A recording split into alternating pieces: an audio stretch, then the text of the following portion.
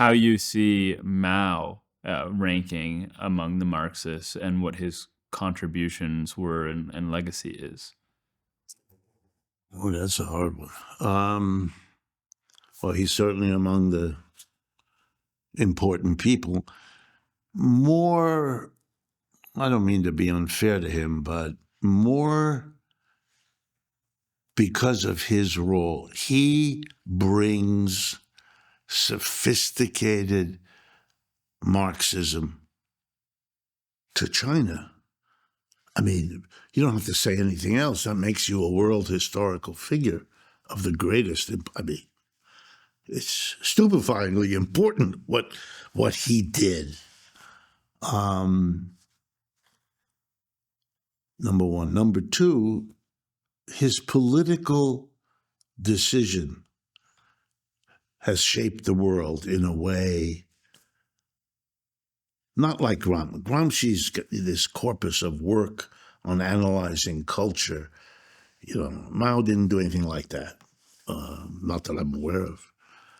But Mao said to the Marxian tradition, of which he had become a part, that your focus on the factory, on industry, as the crucial place to organize is a mistake. It took unbelievable courage.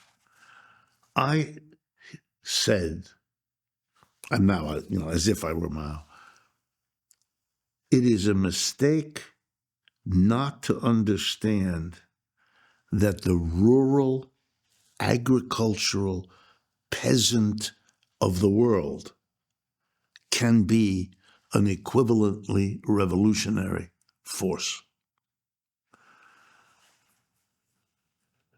In Western Europe, where Marxism is born, the most reactionary part of the society were the rural, uneducated, often illiterate, religiously dragged down. And so the chances to organize revolution there were hopeless. And revolutionaries who were themselves typically urban, relatively educated, relatively, they went to work on the workers that were close to them, that they understood, from which they themselves came, the urban, industrial, and you had this split. Mao is absolutely staggeringly important because he brings the notion of Marxism and Marxist revolutionary anti-capitalist mentality to rural areas who didn't have any capital. For them, they were just beginning to deal with capitalism, and they already had this enormous push against it, which makes the evolution of places like India and China radically different from the West, where the split of agriculture and industry. I mean, Mr. Trump's base is rural, is suburban, is not. The big cities of this country are where Mr. Trump has got a lot of problems, right? That's our culture. That's not the way it is in the East. And Mao is as much responsible for that as anybody, probably more so. So that innovation opened up Marxism to become revolutionary for what is the majority of the working class of this world, which is rural, was rural, still is rural and agricultural. And so now, India has 4 communist parties. China is ruled by a communist party. Vietnam is ruled. Mao breaks all that open and makes that a force in the world. And if I had time, I would make you the argument that what that achieved is the foundation for the Chinese economic development post-World War II. And that means that Mao is responsible in a major way for the ability of China to be a superpower challenging the United States right now.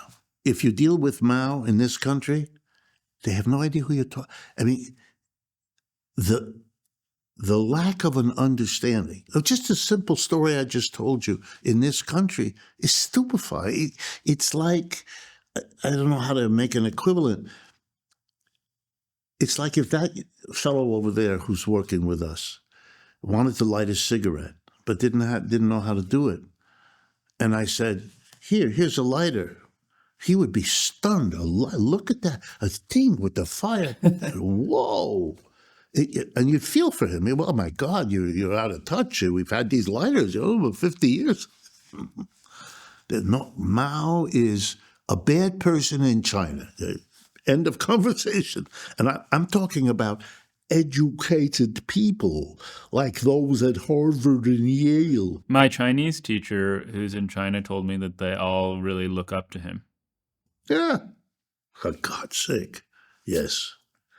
Doesn't mean you can't disagree with this or that or this policy or his capacity of swimming up the Yangtze River and all the other funny stuff about him. He had that. They all do. But if the man is to, Jesus Christ, what he accomplished. I would say this to you, that the pamphlets he wrote, you know, the history, the Long March, when they're driven out of the South, driven out of Shanghai. The early days of the Chinese Communist Party were in the cities, as was Marxism focused.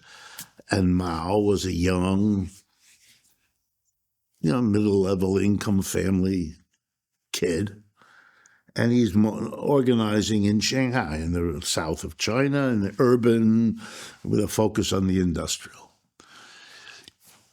And the government of China at the time, a nationalist government, under the heading of a man who became famous later, Chiang Kai-shek, the leader, hates the communists. He is the expression of the emerging Chinese capitalist class, the entrepreneurs. Remember, China in the early 20th century is what we're talking about. This is 1920, in around there, 25. Is just coming out from being a semi-colony. It was never a colony in the sense that Britain owned China the way Britain owned India. That never happened. But along the coast of China, the cities that were interesting ports were snatched by European countries. So you can think of it as China had portions of itself taken over. Hong Kong by the British. There were Portuguese, there were Spanish, there were French. It was horrible.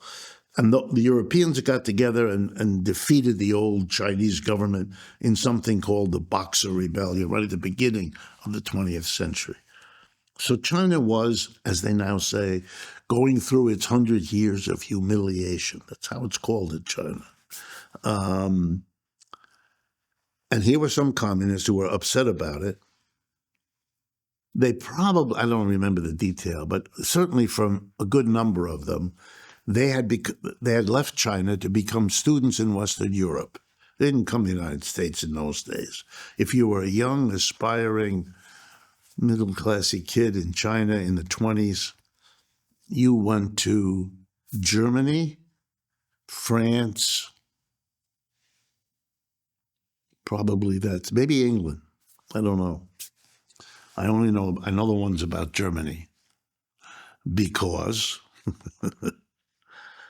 one of them became a student in Berlin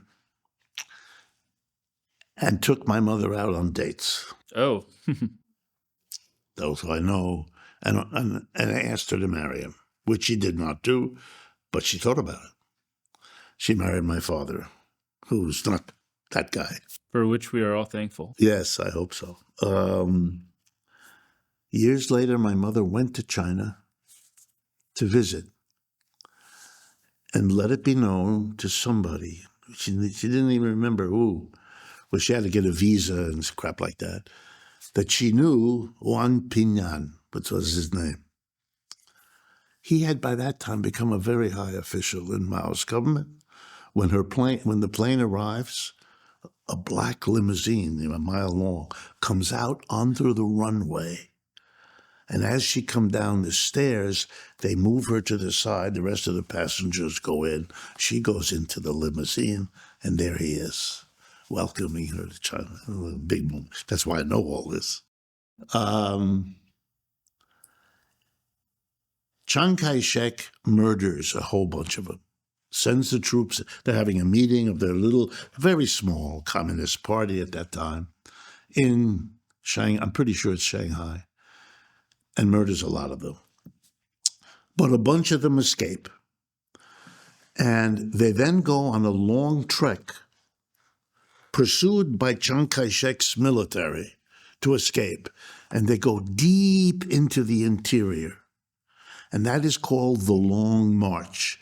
If you read any history of China, there will be a chapter in the book on the Long March, because it was in that period. It took a long time. I mean, I don't know, maybe years. I mean, the Yunnan into the deep interior of China.